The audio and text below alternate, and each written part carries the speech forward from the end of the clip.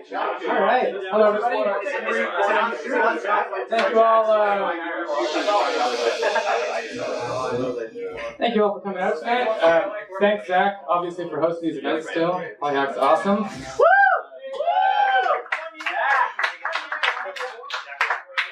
So, why do we write code? You know, the lazy answer is just because code is fun, right? That's why we all come to these events. That's why we do this. Yeah, it's what we do. But I think today I want to chat a little bit about the nuance between. Oh, this button's not working. The nuance between coding for the sake of coding and just writing code for its own intrinsic enjoyment, and writing code for building products that people actually use. I think this is a dichotomy that a lot of programmers struggle with at times. This is a topic that's sort of near and dear to my heart. I mean, I learned to code, like I'm sure most of you, because of that intrinsic passion, the excitement of solving problems and working through puzzles of programming. I'm sure we've all been up till 3 a.m. trying to debug some issue, or trying to convince ourselves that I can finish this before I fall asleep or before I pass out. It never works, but we all think we can, right? We've all been there. We do this. We torture ourselves with this because of the intrinsic enjoyment of programming. But despite, I think, that intrinsic love, I think a lot of people lament the idea that being a professional developer is actually immensely boring. People say that, CRUD apps or yet another CRUD app is unfulfilling. And this makes me really, really sad. Because as much fun as programming can be, and as much intrinsic enjoyment that we can get out of the actual code, I think what's actually the most amazing part about programming is that it's extremely high leverage. Right? Think about the idea that a few lines of code could make 1 million people's lives better, 1 million people happy, and that's so much more enjoyable than stressing about a CRUD app not being interesting, right? But in order to sort of wield that power and use that power for good, you have to care. You have to care about the people who are fundamentally using your product, right? Not just the code. And I think what people don't realize is that if you care more about what you're building as opposed to how you're building it or how you're implementing it, that can actually be just as fulfilling, if not more so, right? Because now you're working with people, not just machines. And people are a lot more interesting. That's why we're all here talking. That's why we're all here socializing, right? I think this is a skill like any other. I think a lot of people shy away from this because they're worried about the actual mechanics of how do I get involved in the product side. But like any skill, it's something that you can practice. It's something that you can deliberately work on and work towards being better at. And it's just something that even if right now you don't feel comfortable with, you can get better at. It's as simple. Oh, where am I going here? It's as simple as next time somebody assigns you a ticket that says we want to generate a PDF for this report, right? Instead of just diving into the code, instead of hitting up npm and trying to find a module that will let you do that automatically or whatever, spend some time to think about why they actually need a PDF. Maybe they actually just want to be able to share it with their colleagues, and being able to share it in the app would actually be a much better experience. Maybe they want to print it and be able to write notes on it while they in a meeting or something. In which case, a print-friendly style sheet would be a lot easier than generating a PDF. Or maybe they actually do need a PDF, for compliance reasons, for some back-office accounting thing, whatever. In which case, go ahead and build your, HTML to PDF converter and spend a week doing that, right? There's a time and place for all of that, but knowing what that best experience is and caring about it goes a long way in sort of combining these.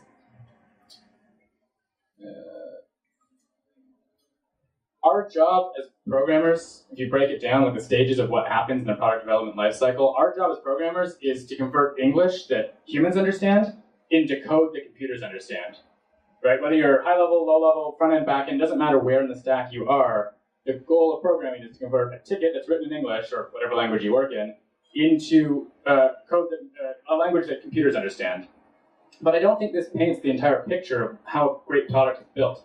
I think more important than just converting tickets into code is helping figure out how you convert a wide array of really poorly conceived feedback, things that people know they need as far as what they want to accomplish, but not how to accomplish that, and converting those into tickets. And I think that if you combine those things, if you focus on combining creating a ticket and then implementing it, I mean, that's where the big money is in programming, right? That's where your career trajectory will thank you. I'm not saying do this to be a mercenary. I'm not saying do this just to chase the money. But if you can find fulfillment in both of these things, it's incredibly valuable. And the reason for that isn't superficial either. The reason that combining these two things is super valuable is that every step of the way that someone else has to be involved is one more hop that can play the broken telephone game. It's one more chance for miscommunications, for misunderstandings, and for information density to be lost. Whereas if these two phases happen all in one person's head, you can get through those cycles much more quickly and with less misunderstandings. And I also think that if you're working on that whole life cycle, it really does remove that CRUD is boring struggle that I think so many developers struggle with. Looking back at this continuum, I think no one's suggesting that we abandon entirely the code for the sake of code side of things. I still love tinkering with new languages, writing code for fun, all that stuff. I think that's vital to being a great developer, right? That's how you develop new skills. That's how you improve your skills in general as a developer. But we also started this by talking about the nuance between these, and I think that's what's most important here. It's knowing when to focus on the code and when to focus on the people. Right? There are situations where you're going to be given a very hard technical problem where you should just down a cup of coffee or whatever your drug of choice is, put headphones on, put your head down, and just punch out the feature or the ticket or whatever you're building. But there's other times where it makes a lot more sense to take a step back and actually think about that. Right? We've all been on projects or seen projects that go totally off the rails because someone decided to introduce some technology they shouldn't have, that it wasn't the right tool for the job that they wanted to learn about, right? And it never works that well. Don't be that person. But that intrinsic curiosity to try new things and to explore new technologies is also fundamental to us being able to solve some of these hard problems. So staying in tune with, when each side of the spectrum is important is really what's key here. Brett does rock, but that's the next slide. I think if there's one thing that I hope that you could all take from this, it's really to think about the fact that, just another CRUD app shouldn't be boring. CRUD does rock, right? Because CRUD's about people. And while 95% of the code you write in a CRUD app might not be super fascinating, it might not be super engaging, the people and the products you're creating and the people behind those products really are. They're fascinating. They have problems, they have needs, and that's what our job as programmers is to solve, right? And if you can find fulfillment in that, combining the requirements and the ticketing so that you're more involved in the whole development process, you might find that absolves that struggle of CRUD sucks, and it's surely more valuable as well. So with that, I'd like to leave you with an always relevant XKCD comic and open the floor to questions. Good question. Great question. So it's not mostly a question, it's just, I appreciate this talk very much. Awesome. Because a lot of the times developers, when they're actually assigned tickets, they may not agree with what the ticket is asking, but simply because they feel that they're put in a position of, I'm a developer, there's a project manager, I have to do it. Yeah. They do not do one thing which is very important, which is ask a question, why? Yeah, why? Yeah, if this does not make sense, then why are we implementing this? Because ultimately, like you mentioned, software development is about people, right? Yeah. I mean, the coding is trivial. Ultimately, afterwards, after you've worked on it for many years, it is, right? But the point of asking questions why prevents something very important within the developers world, which is frustration and angst at doing stuff that people just simply don't agree with, and then they say, oh, that's because project managers are dumb. Well, you know what? Reality is, they're not, but they think about the problem from a business perspective, a developer thinks about it from a technical perspective, and somewhere in there, through a question of why, you start building a conversation, which means you start building a relationship with the project manager, which starts changing the dynamic of, hey, I'm the PM, you do this, to, hey, you know what, let's work together as a team to get this shit done. Yep, absolutely. Right? So great talk. I love it. Thank you. Yeah. Again, no.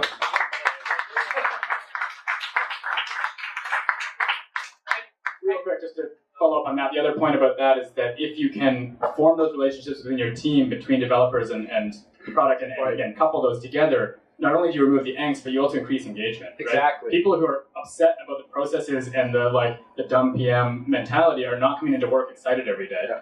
Right? People who feel invested in part of the product. I mean, that's why wake up if you're not invested in the product. And full disclosure, I was a developer and I currently am a business owner. Just saying. How do you close that loop? You have the project managers and all the people in between. How do you close it from users to developers? That's always the people that are actually doing the tickets and people that have to talk to the project manager. It's like, what do the users actually want?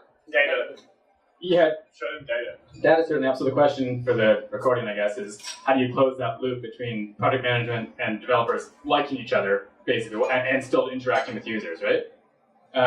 It's tricky, I think. At my company, I think we do a decent job of this at times. What we do is we expect all of our product managers to be able to code on some level. They don't actually write code, but they all have Git locally. They can check out branches to verify things. They're like involved. They have the VM running. They're like part of that ecosystem. But we also expect developers to be so heavily involved and push back in that. So that, if we have a call, we'll bring a junior developer onto a call with customers. Like, hey, you want to find out what they're actually doing, what they're actually using? Just jump on the call and listen to it, right? That helps. And then they feel, again, invested in that and can come back to the discussion, be like, oh, I thought you wanted this in the call, and let's ask a question, let's get involved in this, and whatever else. It really is an inclusivity thing at the end of the day. I mean, we all want to feel included and be part of like the knowledge process, not just handed a task and said, do this, right? So that's true both for the developers and for the product management people. And, and sort of including both of those in the process, I think, helps. Does that answer your question? Absolutely. Yeah, put them on the call. I think that's. Yeah. They can mute the whole time. They don't have to be like heavily involved in the call. The product manager should still be the one who's leading the call, not the junior developer. But then being able to hear that straight from the horse's mouth, like we dump all the feedback we can into our Slack channels of like, hey, this customer loves this feature we just shipped last week. This was you. Can devs see support tickets? Yes. I was trying to think about how I thought support system, but yeah. Ideally. Hey, remember, if you can see it, you can probably do it. It's true. Any other questions, or are we good? Woo! Thanks, everyone.